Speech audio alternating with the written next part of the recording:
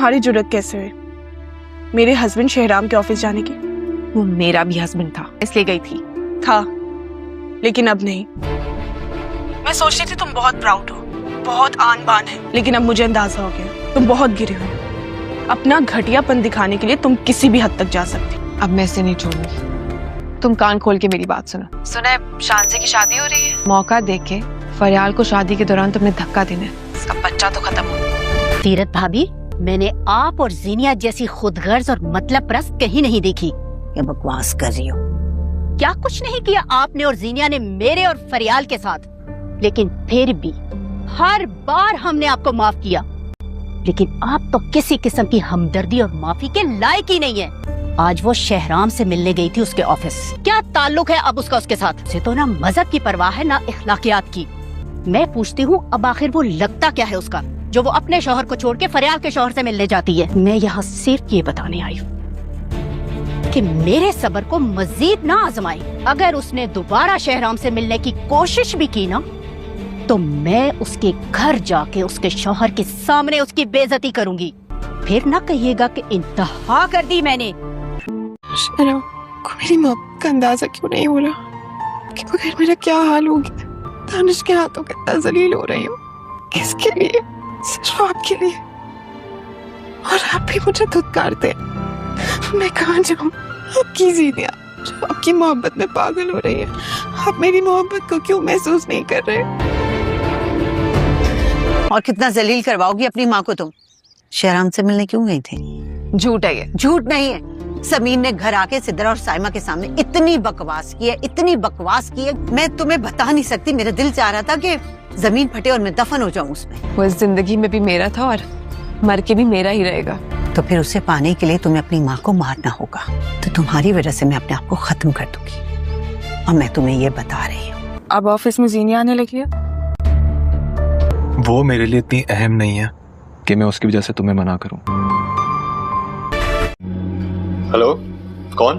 वो फैजान बात कर रहा हूँ। कैसे हैं? सॉरी, मैं आपको पहचाना नहीं। क्या बात करनी है आपको? आप इतना तो समझ गए होंगे कि मैंने आपको निकाह पर मुबारकबाद देने के लिए फोन तो नहीं किया। देखो, मेरे पास पहेलियां पूछने का वक्त नहीं है। बताओ क्या बात करनी है? मेरी आपसे पहले तो कभी बात नहीं हुई, लेकिन आपसे बात करके इतना अंदाजा हो गया है मुझे कि आप अपनी या किसी और की जिंदगी बर्बाद नहीं करेंगे।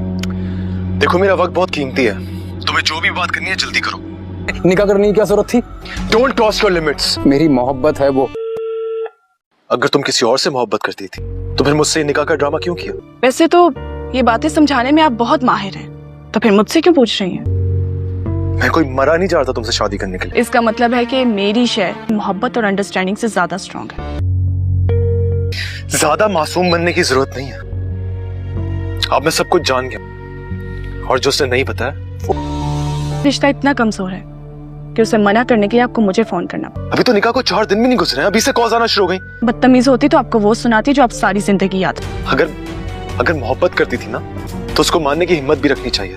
ना मैं इतनी गिरी हुई हूँ ना, और अल्लाह का शुक्र है कि मुझे ज्यादा स्ट्रॉन्ग हस्बैंड मिला है। तुम्हें तुम्हारी मोहब्बत मुबारक हो। जिससे शादी करनी है जाके करो। मेरी तरफ से तुम्हें इजाजत है। मुझे अरेस्ट होता देखकर उसने मेरा साथ नहीं दिया। ड्रामा सीरियल हद की एपिसोड नंबर 65 यूट्यूब पर अपलोड नहीं की गई। क्या इस ड्रामे को बैन कर दिया गया है या फिर इस ड्रामे की टाइमिंग चेंज कर दी गई है? ऐसी क्या रीजन है जिसकी वजह से हद ड्रामे की एपिसोड नंबर 65 यूट्यूब पर अपलोड नहीं की गई?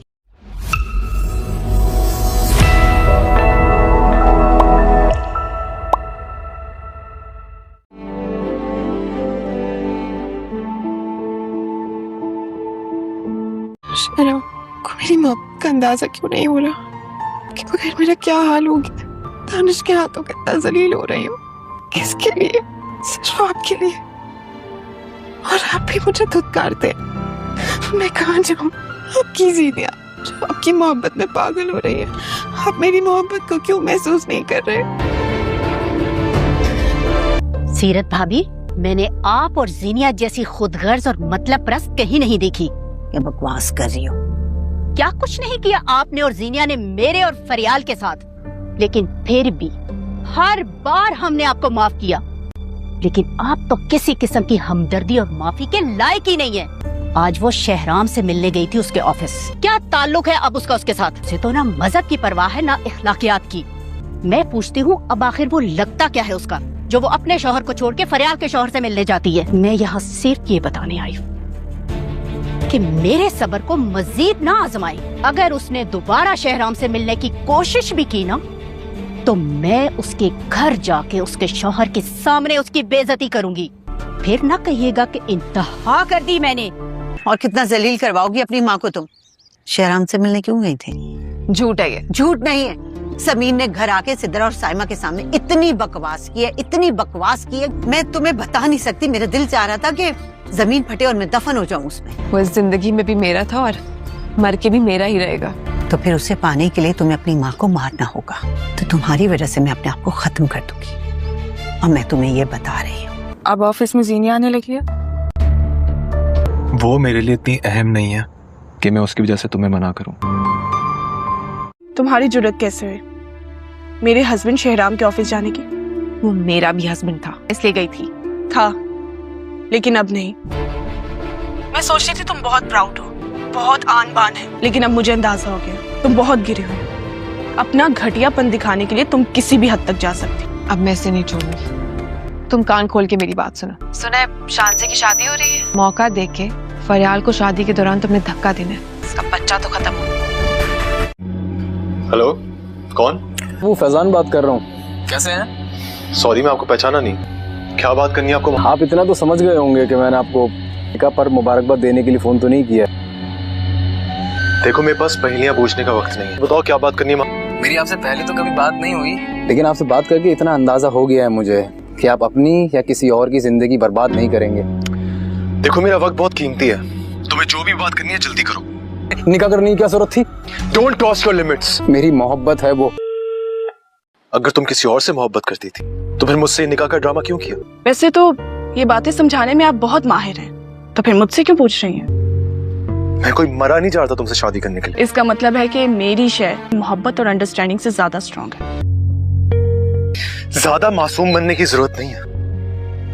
अब मैं सब कुछ जान गया, और जो उसे नहीं पता है वो रिश्ता इतना कमजोर है कि उसे मना करने के लिए आपको मुझे फोन करना। अभी तो निकाह को 4 दिन भी नहीं गुजरे हैं, अभी से कॉल्स आना शुरू हो गई। बदतमीज होती तो आपको वो सुनाती जो आप सारी जिंदगी याद। अगर मोहब्बत करती थी ना तो उसको मानने की हिम्मत भी रखनी चाहिए। ना मैं इतनी गिरी हुई हूँ ना, और अल्लाह का शुक्र है कि मुझे ज्यादा स्ट्रॉन्ग हस्बैंड मिला है। तुम्हें तुम्हारी मोहब्बत मुबारक हो। जिससे शादी करनी है जाके करो, मेरी तरफ से तुम्हें इजाजत है। मुझे अरेस्ट होता देखकर उसने मेरा साथ नहीं दिया। ड्रामा सीरियल हद की आने वाली एपिसोड में हमें देखने को मिलेगा कि इस बार जीनिया, जो कि अब बहुत तो इस वीडियो को बिल्कुल भी स्किप ना कीजिएगा, क्योंकि ये छोटी सी वीडियो आपके लिए बहुत ही ज्यादा इन्फॉर्मेटिव होने वाली है। ड्रामा सीरियल हद की एपिसोड नंबर 65 बहुत ही ज्यादा इंटरेस्टिंग बनने वाली थी, जिसमें हम देखने वाले थे कि दानिश आखिरकार ये जान लेते हैं कि जीनिया फरियाल के बच्चे को खत्म करना चाहती है और रुखसाना ही ये सब कुछ कर रही है। रुखसाना जीनिया के कहने पर फरियाल के बच्चे को खत्म करने वाली थी, लेकिन अनफॉर्चुनेटली इसकी एपिसोड नंबर 65 यूट्यूब पर अपलोड ही नहीं की गई। इसके पीछे एक मेन रीजन है। वो रीजन ये है कि आज न सिर्फ पाकिस्तान में बल्कि दीगर कई ममालिक में ईद उल अजहा का पहला दिन बड़े जोश और खरोश के साथ मनाया जा रहा है। इसलिए हम टीवी पर हम लोगों को एक शो दिखाया जाएगा जिसका नाम है आपकी क्लास। इसमें बहुत बड़े अदाकारों को बुलाया जाएगा और इनके साथ मजाक और मस्तियां की जाएंगी। हद ड्रामे की एपिसोड नंबर 65 हम सैटरडे को 8 बजे यूट्यूब पर देख सकेंगे। तो आप लोगों को हम टीवी का ये फैसला कैसा लगा और कौन कौन हद ड्रामे की एपिसोड नंबर 65 को देखने के लिए बेसब्री से इंतजार कर रहे हैं, कमेंट सेक्शन में जरूर बताइएगा। वीडियो को लाइक करके चैनल को जरूर सब्सक्राइब कीजिएगा ताकि इस तरह की इंटरेस्टिंग और इन्फॉर्मेटिव वीडियो आप लोगों तक सबसे पहले पहुंचे।